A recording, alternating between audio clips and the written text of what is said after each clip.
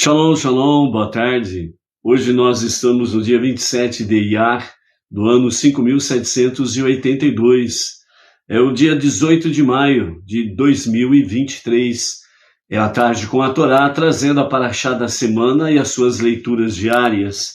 Nós estamos na Parashá Bamidbar, que significa no deserto, popularmente conhecido como Números, devido às questões dos censos que nós encontramos no livro de Bamidbar, no deserto.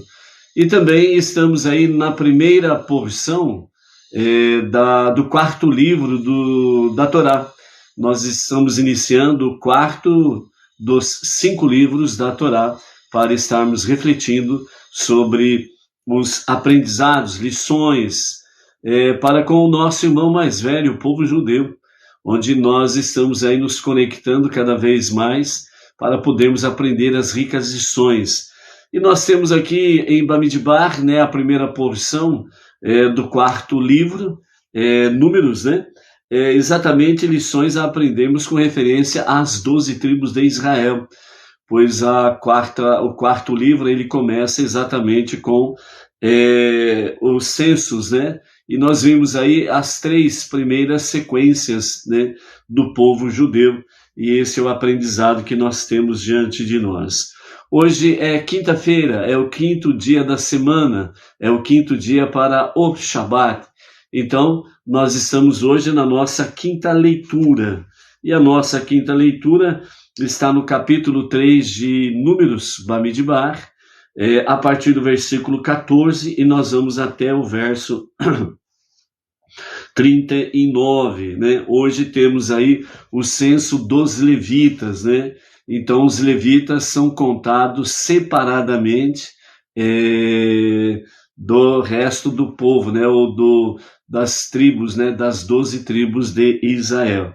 Vamos ver mais algumas características, que realmente trazem para nós as questões de as 12 tribos de Israel, mais a tribo de Levi, a tribo separada para fazer os serviços no Mishkan, o tabernáculo no deserto, bem como também o Beit HaMikdash, o grande templo em Jerusalém.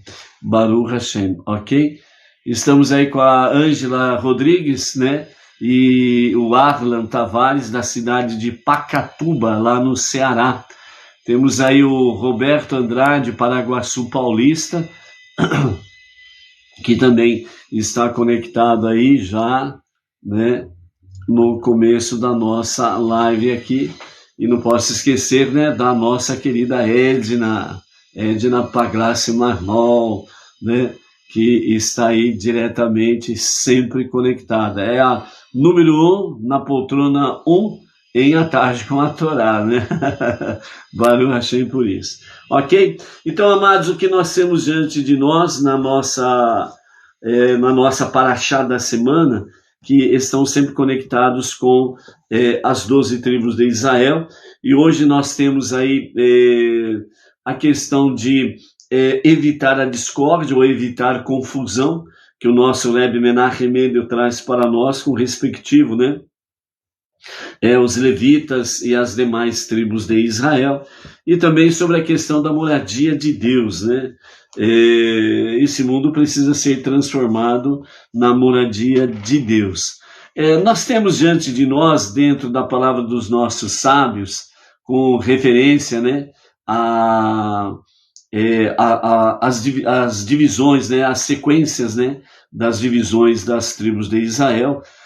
Nós temos aí sobre a questão de que as 12 tribos em si, elas são de fato individuais e elas são distintas, ou seja, cada uma tem uma característica peculiar, Cada tribo tem a sua peculiaridade. Nesse sentido, os nossos mestres, os nossos sábios, falam que a singularidade do ser quer mostrar com isso que cada um tem a sua forma específica, realmente, no tratado de servir a Deus, E é por isso que realmente cada um tem as suas características dentro dessa questão, através da Torá, né, no serviço a Deus, né? Então, por isso, cada tribo é contada de forma separada, pelas suas peculiaridades, bem como também, né, a conclusão, ou seja, o objetivo dessas singularidades, né, de cada tribo, na realidade, são contribuições única e indispensável na batalha por divindade neste mundo. Ou seja, apesar das 12 tribos serem 12 tribos distintas, né, e mais a 13ª, que não é contada como 13ª, sempre vem a conexão às 12 tribos de Israel, porque a tribo de Levi ela foi separada para um serviço sacerdotal específico, sublime, né, e muito elevada. Então, por isso que não é contada com as 12 tribos, ok? Então, ela é separada dentro desse aspecto. Mas o objetivo em si é que nós possamos aprender, de fato, a batalha por divindade neste mundo. Ou seja, as 12 tribos com os seus aspectos diferentes vêm mostrar que o objetivo é o mesmo, que é exatamente a batalha por divindade neste mundo. Ou seja, você não precisa copiar nada de ninguém. Você precisa ser você mesmo. Você ser o que você é, na sua simplicidade, na sua humildade, mas com kavanar, com verdadeira intenção de servir a Hashem. Então, de fato, é isso que cada um de nós precisamos estar imbuídos. Ou seja, eu vou servir a Hashem da melhor forma possível. Tem as orientações rabínicas, né, do nosso Rav Yaakov Gerenstad. Temos as nossas orientações de acordo com os estudos da Torá, as 7 leis de Noah e as suas ramificações, né, e os mandamentos dentro do aspecto Torá. Mas todos nós precisamos estar realmente com esta visão, que é a batalha por divindade neste mundo. E os nossos mestres dentro do aprendizado da Torá, eles usam exatamente a expressão batalha por divindade neste mundo. Nós precisamos ter uma visão real e verdadeira que nós estamos numa batalha, nós não estamos num grupinho de piadistas, nós não fazemos parte da roda dos escarnecedores, como diz o Salmo 1. Nós não nos assentamos na roda dos escarnecedores para pegar deles, né, qualquer orientação no sentido de servir a Hashem, no sentido de trazer divindade para este mundo. Então é uma batalha que nós precisamos encarar. Por isso que nós vimos aí na nossa paraxá da semana, né, Bamidbar, que a forma com a qual Deus orientou Moshe a posicionar as 12 tribos de Israel, mais a tribo de Levi no centro, junto com o Mishkan, no centro do acampamento, do grande acampamento, e em torno do Mishkan e em torno da tribo de Levi, responsável por todas as atividades do Mishkan, o tabernáculo no deserto, as 12 tribos estão em volta deles, onde vimos aí sobre a questão de proteger o nosso Mishkan, o nosso tabernáculo interior. Então, isso é uma luta. Você olha para o mundo e você vê aí a miséria, né, por falta de justiça em todos os aspectos da sociedade. A sociedade, ela está num deserto abrasador no sentido espiritual de todos os níveis. Busca a justiça, não encontra. Busca realmente apoio naquilo que poderia realmente trazer algo bom, vem exatamente o contrário. O mundo, ele está realmente assim, está um morto-vivo num deserto abrasador. Então, a nossa batalha por divindade neste mundo é uma responsabilidade do povo judeu, que é o filho primogênito de Deus, o povo judeu, o nosso irmão mais velho. E para nós, não judeus, que abraçamos a fé monoteísta com fundamento judaico e orientação rabínica, ombro a ombro com o povo judeu, nós precisamos estar preparados e em atividade, e não de braços cruzados, e nem cercado dentro de bolhas pessoais ou particulares, né, de grupinhos A, B ou C, e ficarmos apenas ali. Nós precisamos estar como as 12 tribos em torno do Mexicano. É uma batalha, é uma guerra de ordem espiritual. Não é uma questão de ficar aí com piadinhas, brincadeiras e etc e tal. Nós temos uma grande tarefa, um grande trabalho. O que nós experimentamos através de Esdras, Neemias e outros que vieram para iniciar a construção do segundo templo. Os inimigos procuravam de todas as formas fazer com que eles descessem do muro, que eles estavam fazendo os reparos do muro para a proteção exatamente do templo. Os muros em torno do templo. Os muros em torno da capital Jerusalém, a chamada Cidade Velha de David, certo? Estavam ali trabalhando realmente numa mão estavam com as suas lanças, seus equipamentos de guerra, e na outra mão estavam com a massa de trabalho.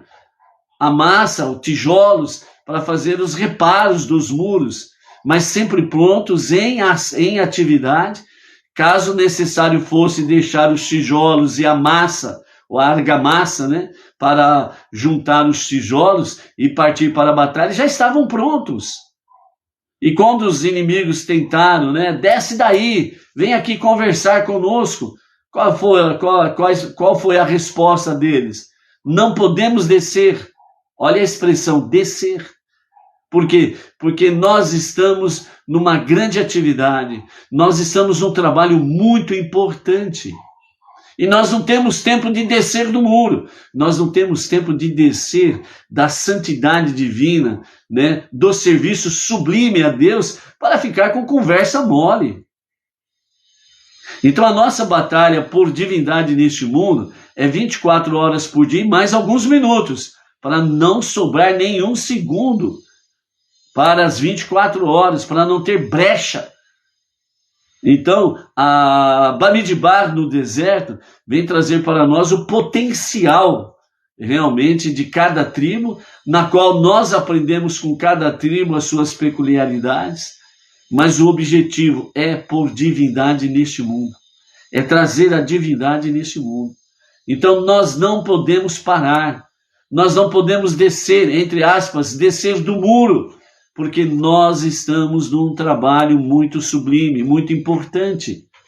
É trazer a divindade para este mundo, é trazer a presença divina, a luz divina, para estarmos realmente corrigindo e aperfeiçoando o nosso mundo, para que nós possamos estar nessa batalha por divindade neste mundo e para nós podermos fazer a nossa maior realização. E a nossa maior realização é transformar este mundo para ser a moradia de Deus. Essa é a nossa maior realização. É aí que está o objetivo, né, por assim dizer, né, o objetivo sublime da nossa tarefa, da nossa missão. E nós não podemos descer o muro. Nós não podemos parar realmente de reparar as veredas antigas. Não podemos parar de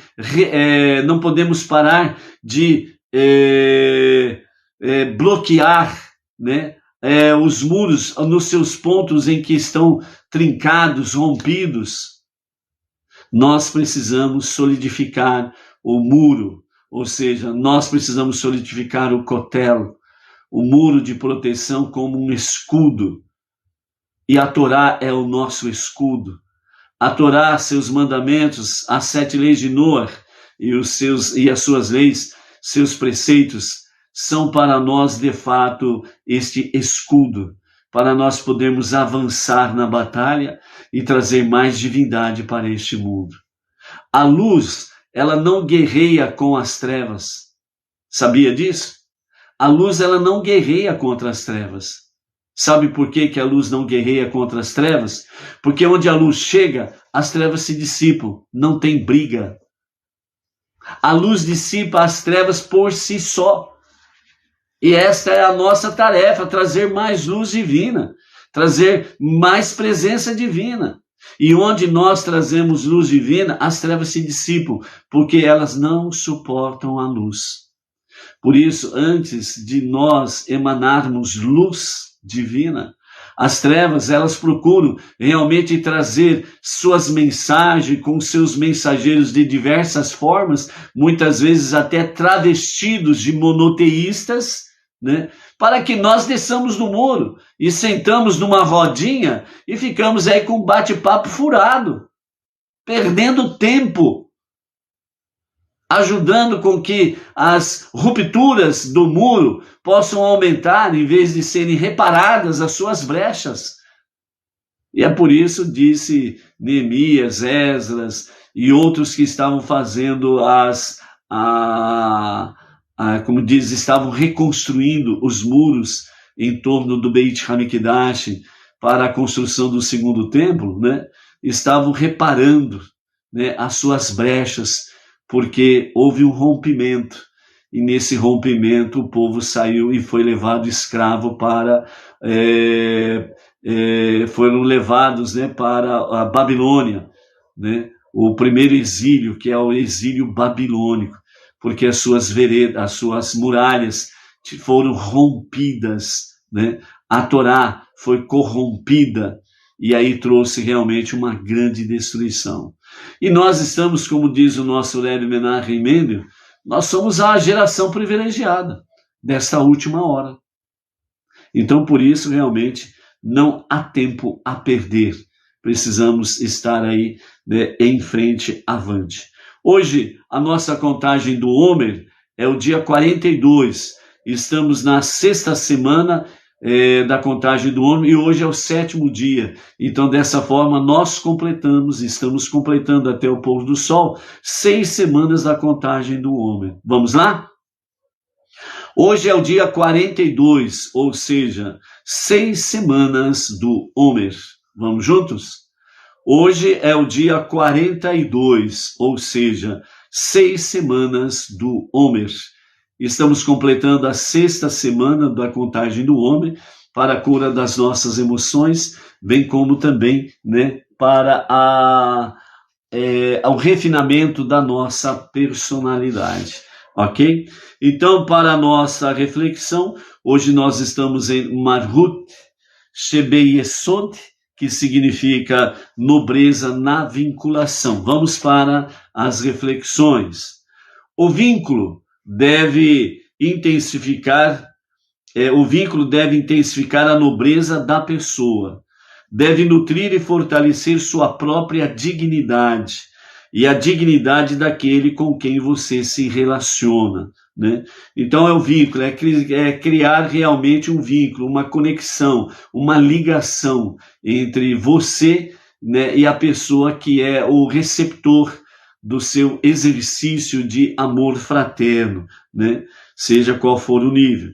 Então esse vínculo, essa ligação, essa conexão, né, ela deve intensificar a nobreza da pessoa, né? Você se torna um nobre e você faz com que aquela pessoa receptora, ela se torne uma pessoa nobre também, né? Ninguém perde, na realidade os dois saem ganhando, né? Os dois lados. As perguntas para a nossa reflexão. Minha ligação inibe a expressão de minha personalidade e de minhas qualidades, né? Então, não pode haver uma inibição, né, da sua personalidade nem das suas qualidades, porque é uma das formas de você ter nobreza, né? E também é uma forma de você elevar a pessoa receptora, né, do seu exercício, né, de amor fraterno, para que ela possa também se reerguer. O vínculo, né, essa ligação, essa conexão, ela oprime aquele com quem me relaciono, né? Obviamente, um vínculo com nobreza, em hipótese nenhuma, né, ela não vai oprimir ninguém, né? Então, são formas de edificar um ao outro e juntos trabalhar para Hashem. O exercício do dia dê ênfase e realce os aspectos positivos da pessoa com quem você se relaciona, com quem você se une, certo? Seja o amigo, seja o próximo, seja o esposo, a esposa, os filhos, os pais, os parentes, etc. e tal, né?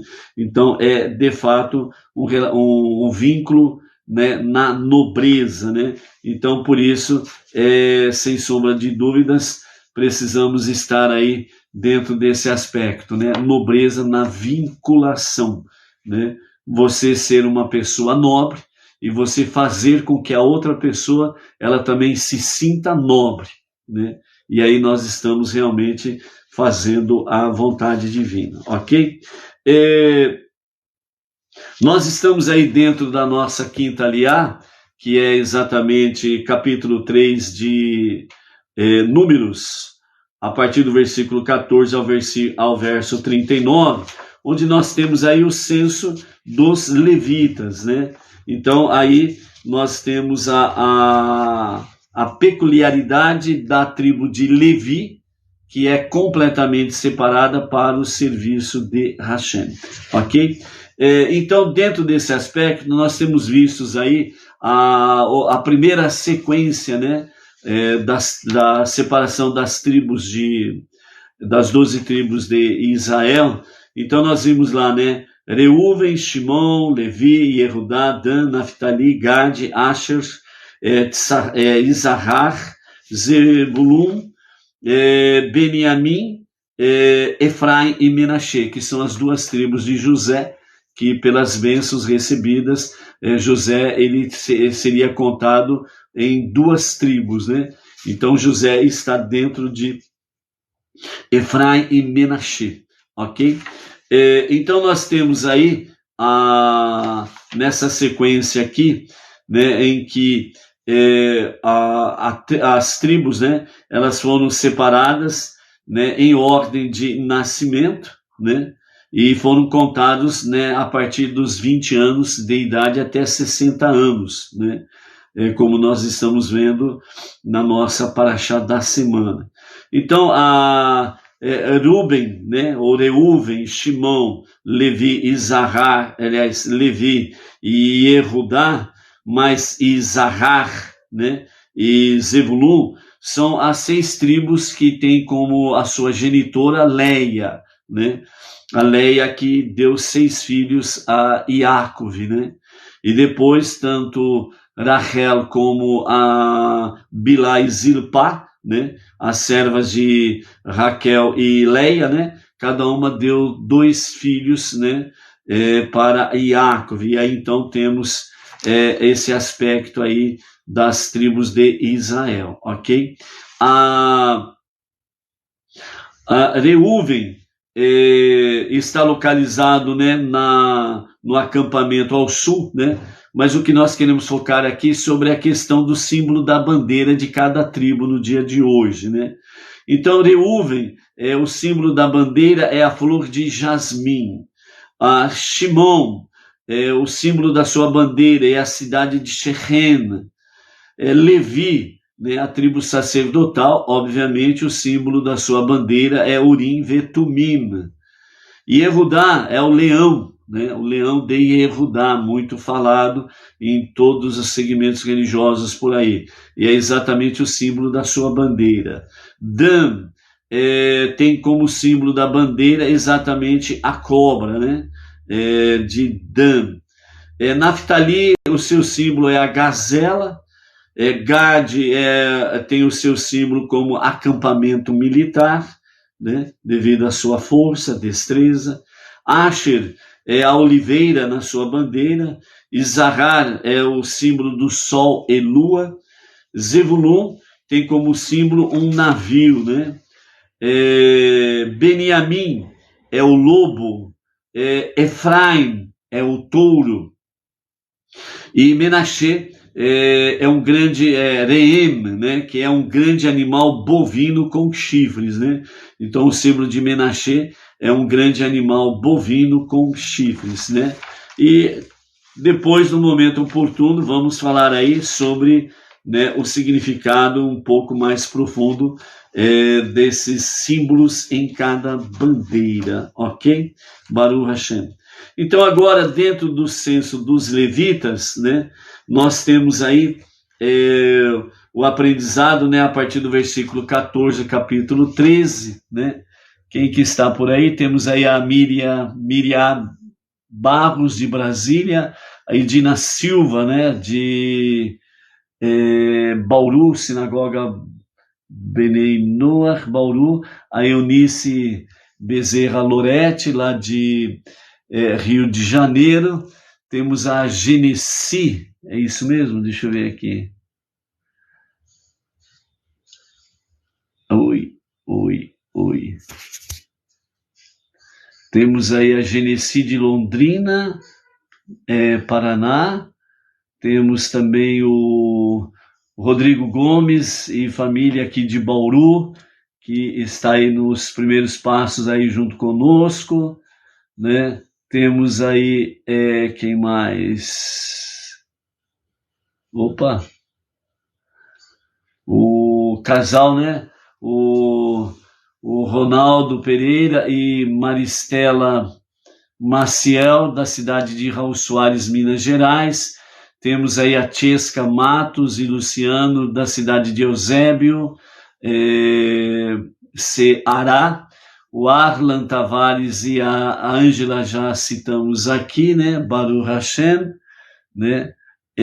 Quem mais está por aqui? Temos aí o Silas Pereira, né? O Silas Pereira, se não me engano, é de Rio Branco, Acre, né? Lá extremo norte, Baruch Hashem. Ah, não, esse é o Silas Pereira, é de Valinhos, São Paulo. Tem um outro Silas também que é de Rio Branco, Acre. Aí. O Silas Pereira é de Valinhos, interior de São Paulo. Já corrigido, hein, Silas? Quase que eu mudei o C de lugar, hein? Olha só, hein? Vai vendo, hein? Né? Baruch Hashem aí, né? Se mais alguém aí não foi citado, dá um oi aí para a gente poder falar. Temos aí também a Mira Costa da Costa, que é de Belém do Pará. Baruch Hashem por isso, né? Então, mais alguém aí, dá um shalom aí, pessoal. Tá bom? Hoje é o dia de shalom para o pessoal do Facebook, né? Outro dia mandamos um shalom específico para o pessoal do YouTube. Hoje especial para o pessoal aí do YouTube, do Facebook. Baruch Hashem. Então, o censo dos levitas, nós temos aí, Deus falou a Moshe no deserto do Sinai, dizendo, capítulo 3, a partir do versículo 14, faça uma apuração dos descendentes de Levi, incluindo aqueles que a linhagem da família foi verificada de acordo com sua casa paterna. Conte todo varão a partir de 1 mês de idade ou mais, né? Enquanto que as 12 tribos tinham uma contagem a partir dos 20 anos de idade até os 60, aqui a tribo de Levi, ela tem uma contagem a partir do 1º mês de idade, né? Então, uma das características aqui é que os nossos mestres falam que dentro do aspecto espiritual, né, todos são responsáveis a partir de 1 mês de idade realmente a serem guardiões da Torá e do tabernáculo. Então, resumidamente, de forma simples, o objetivo é esse, é que desde 1 mês de idade, toda criança já tem a responsabilidade de ser um guardião, né, da própria Torá e também do próprio mexicano, né? Então, e as crianças sempre estão por perto do mexicano, o tabernáculo, sempre estão por perto dentro da questão de Torá, né? Por isso as mães trazem sempre perto dela aí, ok? Chegando por aí o Seu Zariahu, né? Shalom, Zariahu, né? Se possível, constar aí a cidade de onde estás conectando conosco, né? Baruch Hashem aí, né? Shalom. Então, amados, né? O aspecto daqueles que são contados a partir dos 20 anos, exatamente preparados para o exército, preparados para a batalha, né? E seja ela qual for o aspecto nesse sentido aí. Então, assim, a contagem, né, dos guardiões do dever sagrado, que são chamados assim, né? Os bebês pequenos são chamados os guardiões do dever sagrado, como consta realmente nas questões clássicas dos nossos mestres e também em Torat Menachem, né? Os comentários do nosso Rebbe Menachem Mendel nos comentários desta porção aqui, ok? Então, o principal objeto que necessitava de vigilância, o tabernáculo, que era a arca, que continha os 10 mandamentos, né? Os 10 ditos de Hashem. Assim, todas as crianças judias são guardiãs da Torá desde a sua nascença, né? Então, isso daqui mostra o quanto que nós, Benei Noor, precisamos ser, sem sombra de dúvidas, zelosos para com as questões da Torá. É desde pequeno. Desde pequeno, sem sombra de dúvidas, né? Não há questão de, vamos assim dizer, deixar para amanhã, né? Não, é muito pequeno, não vou deixar para amanhã. Não, é muito criança, depois ensino isso, ensino aquilo, etc. e tal. Não. O aprendizado é que desde pequeno já precisam ser ensinados os primeiros passos monoteístas aos guardiões do dever sagrado, ok? Para justamente já nascer desse aspecto aí. Então, o Seu Zariarro, né? Ele é da cidade de Sobral, né, estado do Ceará, também aí mais gente do Ceará se fazendo presente aí, Baruch Hashem. Então, nesse sentido, a necessidade da vigilância, ela é algo desde o presente, aliás, desde pequeno. Então, por isso que a nossa introdução de hoje fala exatamente sobre a questão do nosso trabalho, o objetivo máximo da nossa, do nosso trabalhar, que é exatamente transformar esse mundo para ser a moradia de Deus. Então, essa é uma atividade que começa já com 1 mês de idade, ok? Os guardiões do dever sagrado.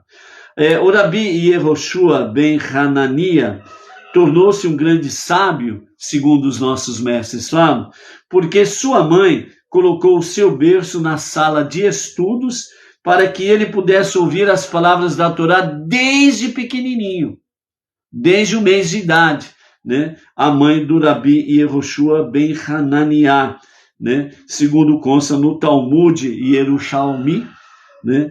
E Evamot, capítulo 1, verso 6, né? Então, a mamãe do Rabi Yehoshua ben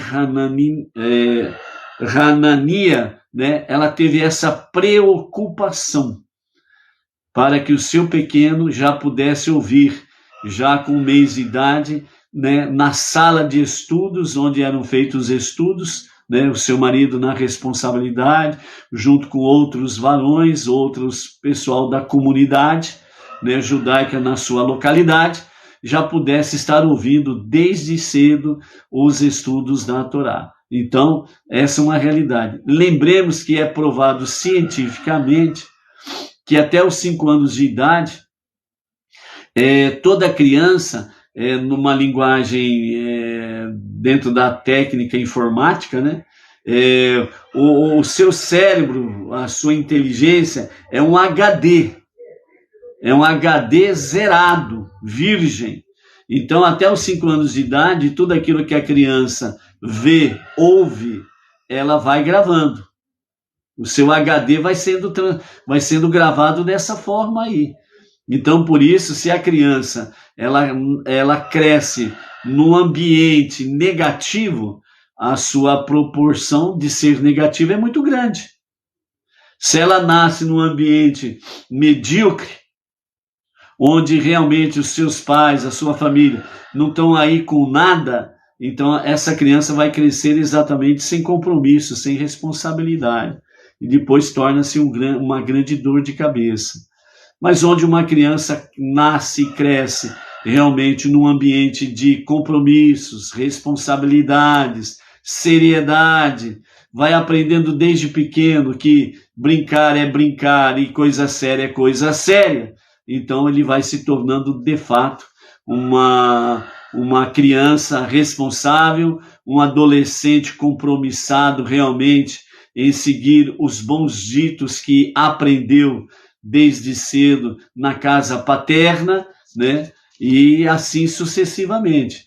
Então, o futuro desta criança tem uma dimensão de ser um futuro bem melhor do que pior, né? Ou tem uma grande proporção de ser uma pessoa muito produtiva, boa, positiva, construtiva, do que o contrário disso daí, ok?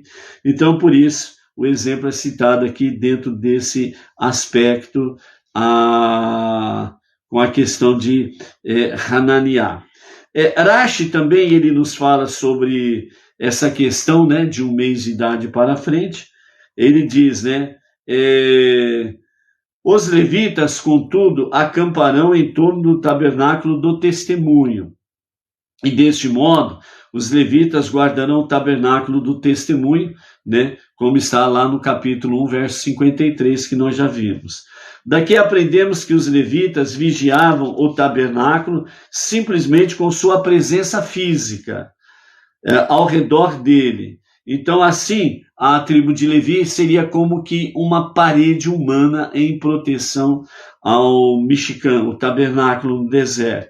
E claramente, sob este aspecto, crianças são tão efetivas quanto adultos, se não mais,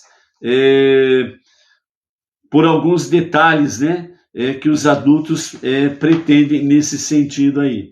Então, as crianças, elas têm uma facilidade de se apegar mais, de forma mais positiva, dentro dessa questão, no sentido de estarem aprendendo, gravando, guardando e fazendo, executando, né? Então, por isso, ela tem um apego mais do que o próprio adulto, por assim dizer, né?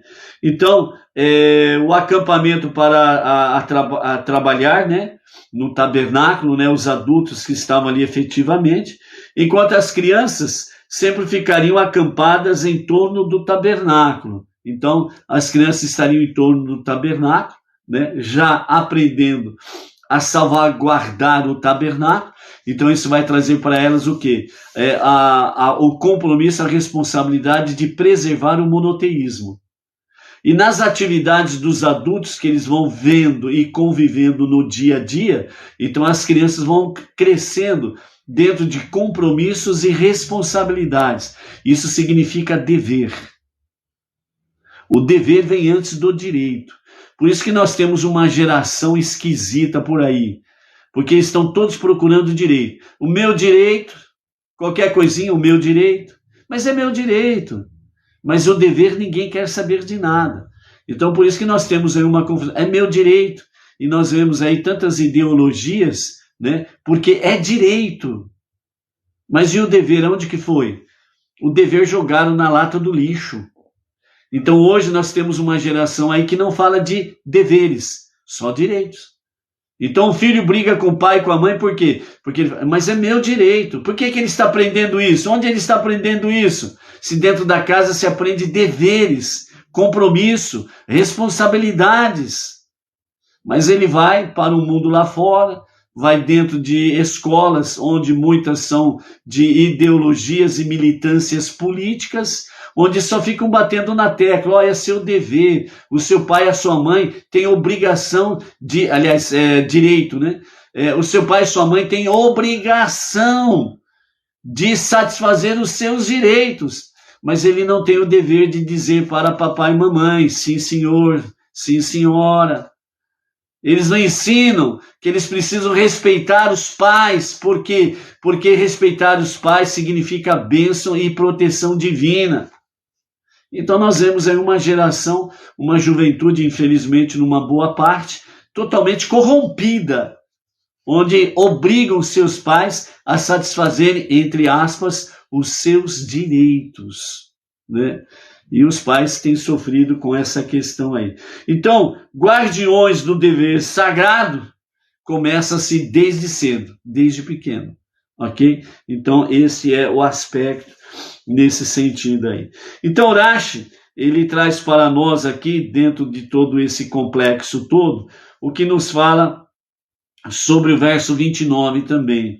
As famílias dos descendentes de Querate vão acampar do lado sul do tabernáculo, né? Então, dentro desse aspecto aí, o que nós vamos ver aí? O lado sul do tabernáculo, lembra que mostramos ontem, né, o desenho do acampamento.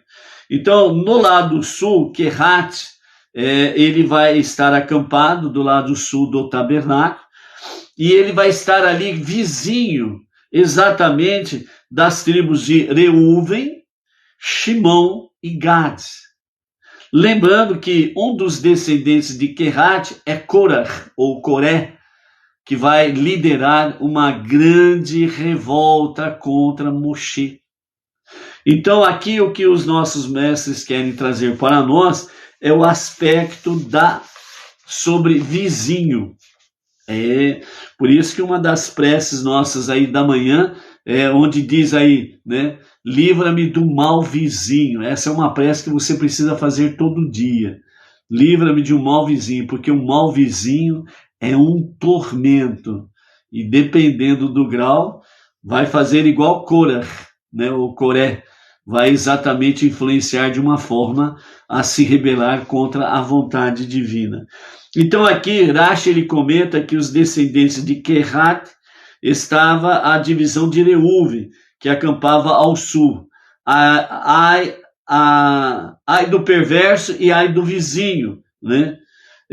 Por causa disso, Datã, Aviram e os 250 homens que se reuniram com Datã e Aviram, da tribo de Reuven, foram castigados com Korah, né, que nós vamos ver lá no capítulo 16, a história com mais detalhes sobre isto, né? Então, o descendente de Querate, que é Korah, e a sua congregação, uma vez que se envolveram numa disputa junto com eles, né? Então, eles foram influenciados, inflamados, né, por Korah, né, um mau vizinho. Segundo Midrash Tanhuman, para o sul ficavam os descendentes de Querate e adjacente a eles as tribos de Reuven, Shimon e Gad. Por causa deles surgiu o ditado: ai do perverso e ai do seu vizinho, né? Então, ou seja, ai do perverso, né?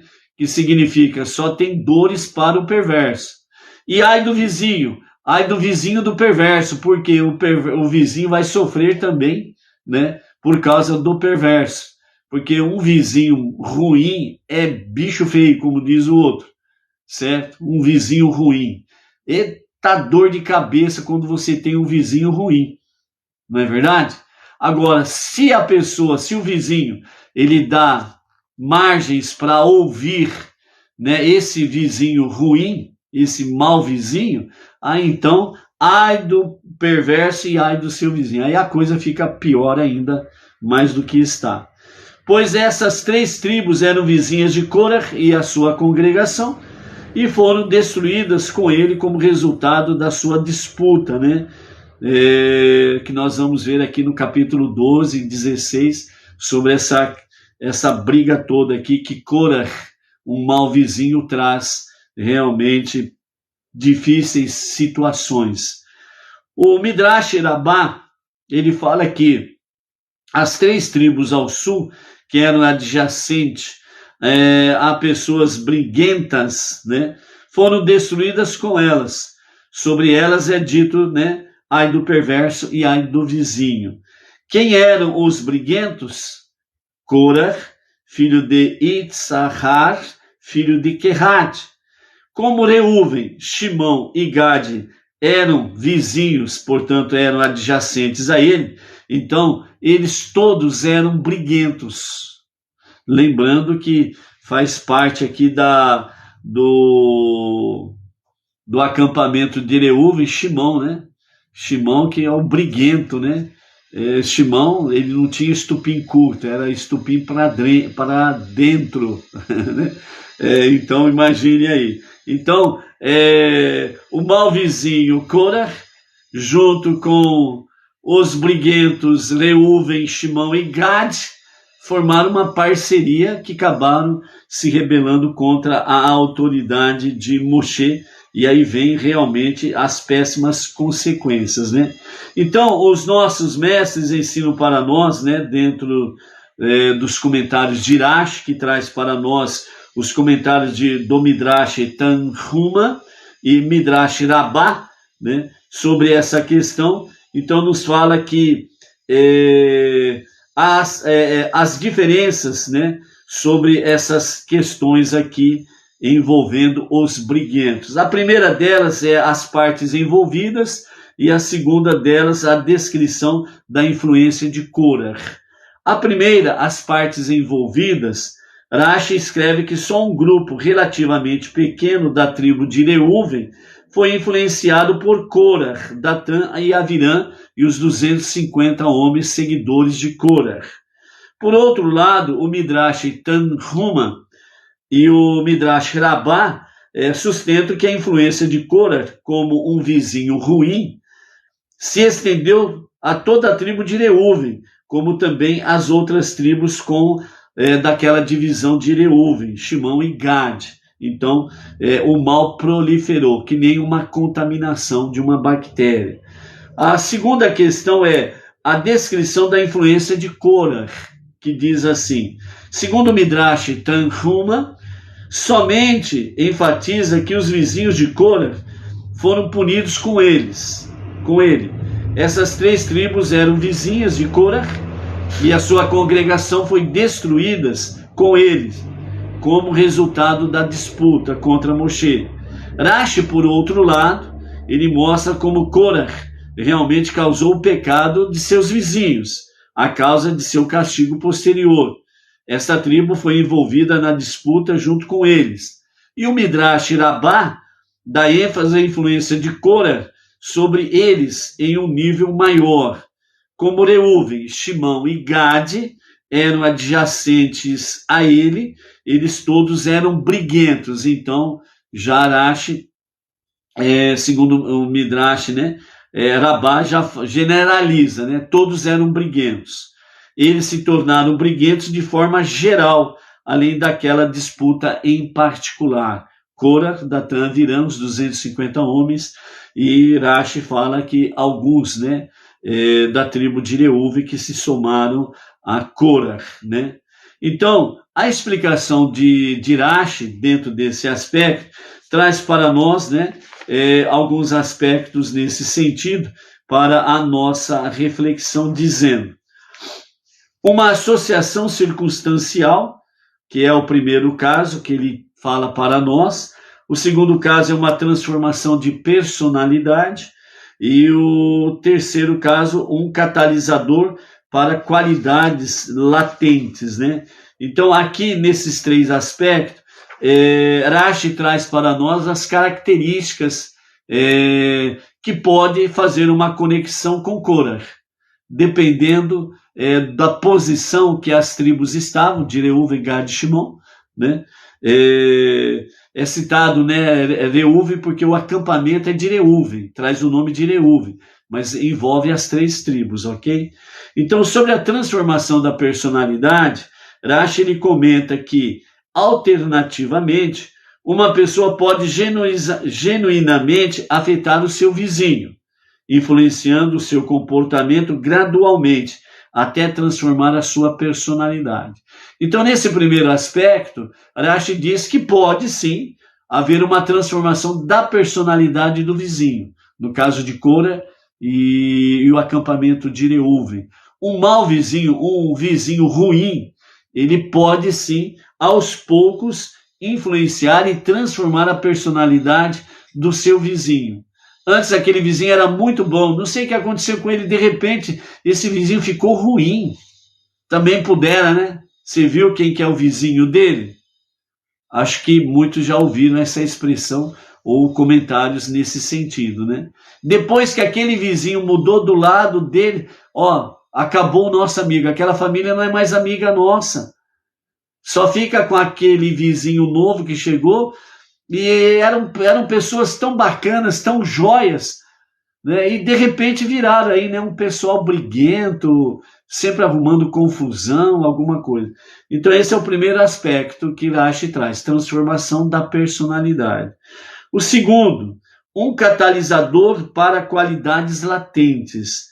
Nessa questão aqui, né, aliás, a segunda é transformação da personalidade, que nós acabamos de mencionar, né, e existe também uma associação circunstancial. De acordo com essa visão, a pessoa não tem nenhum impacto real e duradouro no caráter do seu vizinho.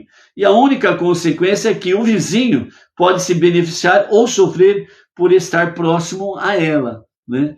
Então, o vizinho, ele não tem uma associação circunstanciada com o mau vizinho, mas ele pode sofrer, né, ou se beneficiar por estar próximo àquele vizinho. Então, depende realmente das circunstâncias, né? Se é um bom vizinho, ele vai se beneficiar de ser um bom vizinho. Se é um mau vizinho, ele vai sofrer realmente as consequências de um mau vizinho, né? Então, é essa questão aí, né? Ele está próximo desse vizinho mau, desse vizinho ruim, e pode realmente sofrer momentaneamente algumas consequências dentro do aspecto negativo. Se o vizinho não vigiar, ele vai acabar realmente transformando a sua personalidade, já mencionado aqui.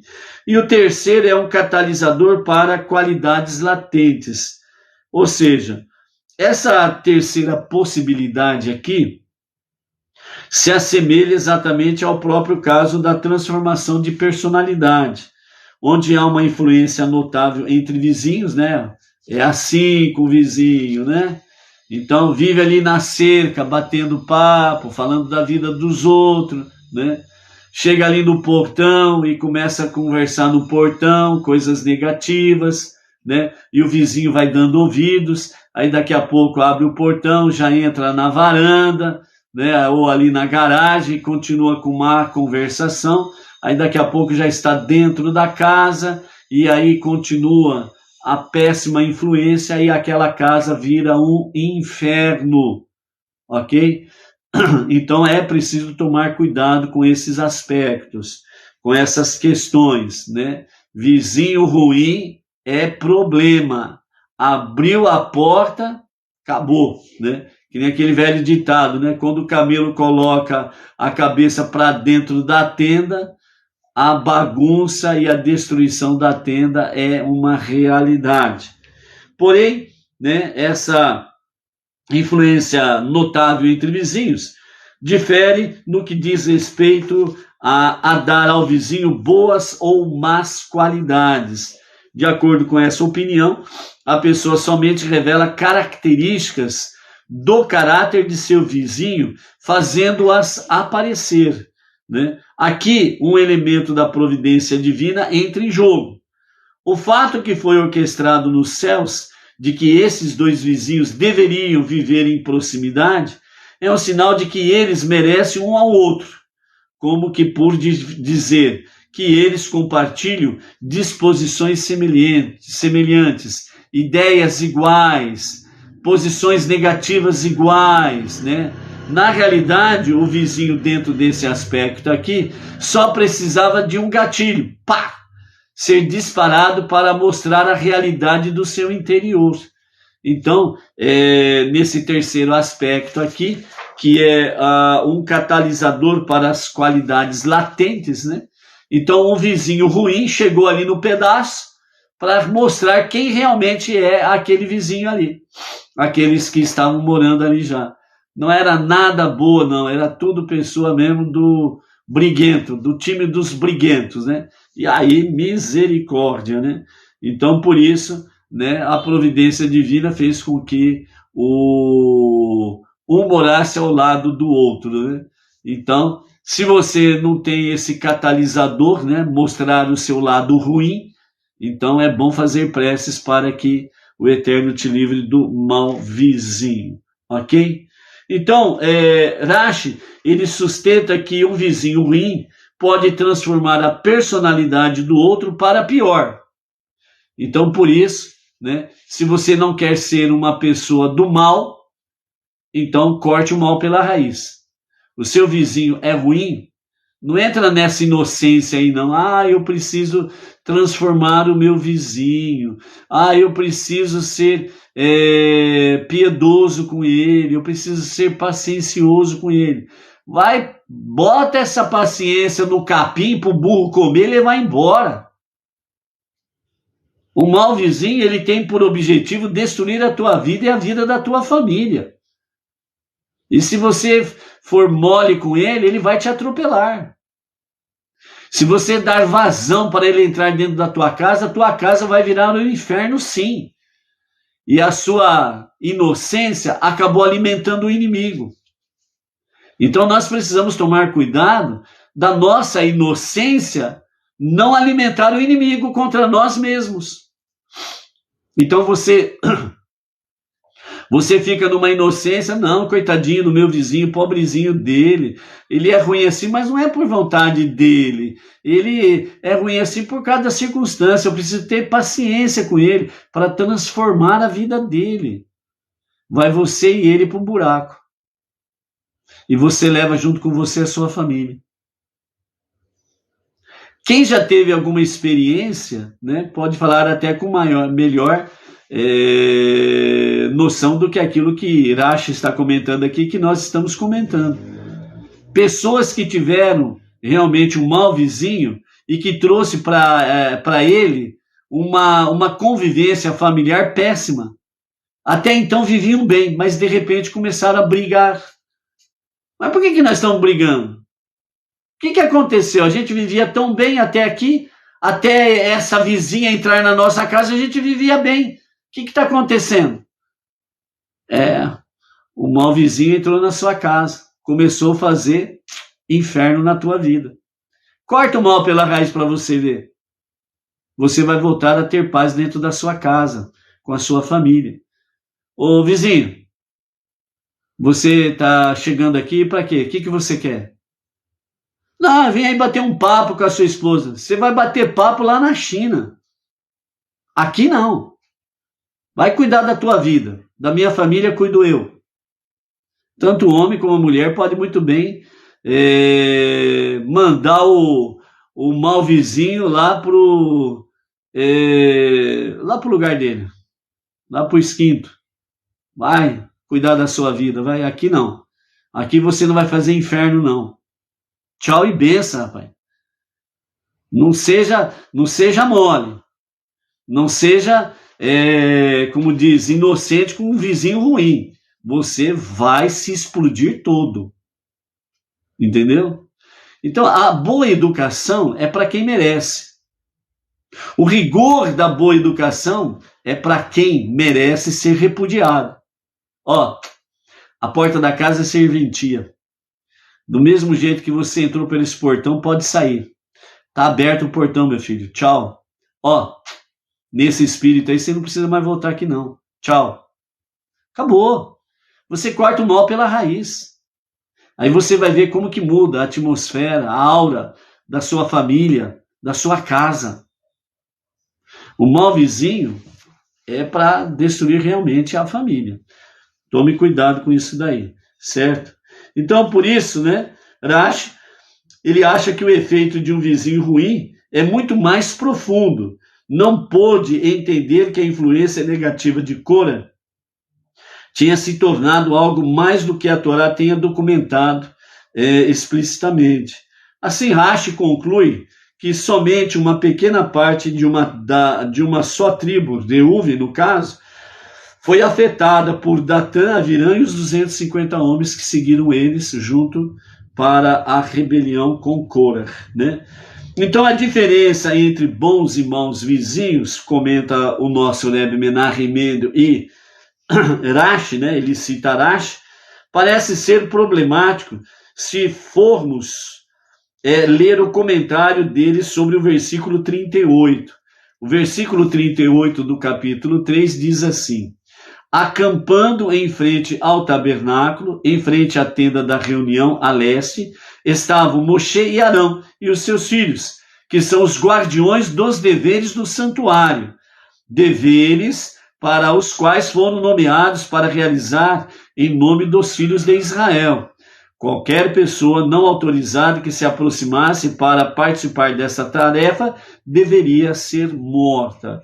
Então, nessa questão aqui, Rashi diz, pois concluímos que Rashi acredita que o efeito de um vizinho é potencialmente muito profundo, podendo transformar totalmente a personalidade do outro, mas limitado em sua habilidade de influenciar um grande número de pessoas.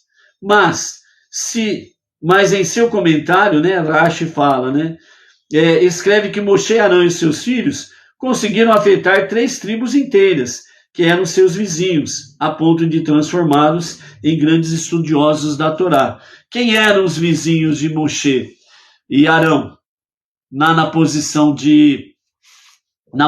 do tabernáculo? Lembram? Vamos ver se dá para mostrar aqui de forma... Está um pouco aí de ponta cabeça, mas ao contrário, né, por causa da posição da câmera. Então nós temos aí, deixa eu pegar aqui o apontador. Então o tabernáculo lá do leste, Moshe, Arão e seus filhos, e o acampamento leste, que é o acampamento de Yehudá. Yehudá, né, Isahar e Zevulun, né, que era o acampamento leste, que significa em frente, estava à frente de todo o acampamento em direção à terra prometida. Então essas 3 tribos, elas se tornaram potencialmente expert, por assim dizer, dentro do aspecto da Torá. Por quê? Porque tiveram bons vizinhos, Moshe e Arão. Precisa falar mais alguma coisa? Claro que precisa.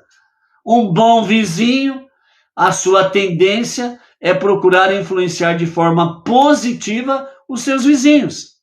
E Moshe e Arão realmente alcançou as 3 tribos. Enquanto que Rashi fala que Korah, né, do lado sul, eles conseguiram influenciar apenas uma pequena parte da tribo de Reuven, e não as 3 tribos. Enquanto que Moshe, Arão e seus filhos, eles conseguiram influenciar as 3 tribos, Yehudá, Issachar e Zevulun, realmente dentro do aspecto da Torá, né? Então, por isso, um bom vizinho, a sua tendência é fazer com que haja uma influência positiva para com seus vizinhos. Então é assim, se você tem um bom vizinho, mas bom mesmo, então cultive isso, conserve isso, valorize isso, um bom vizinho. Porque um bom vizinho é uma dádiva dos céus. É um presente que Deus nos concede. Ok? Então, por isso, Moshe e Arão, bons vizinhos, influenciaram de forma positiva os seus 3 vizinhos. Na realidade, essa afirmação, né, não contradiz a explicação que foi dada, pois para Deus a dose de bem excede sua dose de castigo, né? Segundo Sotá 11a. Logo, um esforço genuíno para afetar o outro para o bem é incomparavelmente mais efetivo e tem maior alcance do que o oposto. Então, por isso que Rashi comenta que Korah, descendente de Kehat, né, influenciou uma pequena parcela da tribo de Reuven, e não as outras 2, mas uma pequena parcela da tribo de Reuven. Então, nesse aspecto aqui, né, os bons vizinhos, Moshe, Arão e os filhos de Arão, influenciaram as 3 tribos. Então, nesse sentido, né, o esforço genuíno de um bom vizinho, ele tem a sua recompensa, porque ele alcança, né, realmente influenciar de forma positiva os seus vizinhos. É por isso que você precisa valorizar e conservar realmente um bom vizinho. Por isso, o nosso Rebbe Menachem Mendel, ele fala sobre a questão de evitar a discórdia, evitar a discussão, evitar a disputa, né? Então, os membros da tribos da descendência de Yehudá, Isahar e Zevulon se converteram em grandes estudiosos da Torá, em virtude de terem acampado próximos a Moshe e a Arão.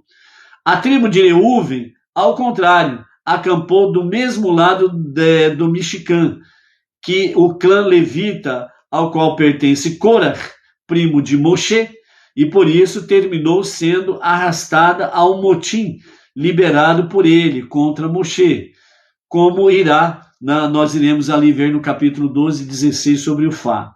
Isso nos ensina que a forma de evitar sermos levados a uma disputa é de fato estudando a Torá. A Torá é o nosso escudo. A Torá é a nossa proteção, juntamente com os seus mandamentos, seus preceitos, juntamente com as 7 leis de Noa e os seus preceitos que estão na outorga da Torá. E vivendo de acordo com seus ensinamentos. Esta é a maneira de nos conectar com Deus e nos distanciar de todo tipo de conflito, de todo tipo de discussão e por aí afora vai. Então a Torá é tudo. E é por isso que nós precisamos estar conectados com a Torá, com os seus mitzvot, as suas mitzvot, com as 7 leis de Noa e as suas leis. Pois este é o nosso caminho para cumprirmos a nossa tarefa suprema, transformar este mundo para ser a moradia de Deus. Vamos juntos em frente nessa jornada? Grato pela vossa presença, grato pela vossa curtida, né? Não esqueçam de curtir e compartilhar. E quem ainda não é inscrito no nosso canal do YouTube, né? Dê uma passada por lá e se inscreva no nosso canal do YouTube. E também compartilhando, né? As nossas lives, tanto aqui no Facebook, mas também pelo YouTube. Vamos juntos transformar este mundo para ser a moradia de Deus. Shalom, shalom. Até amanhã.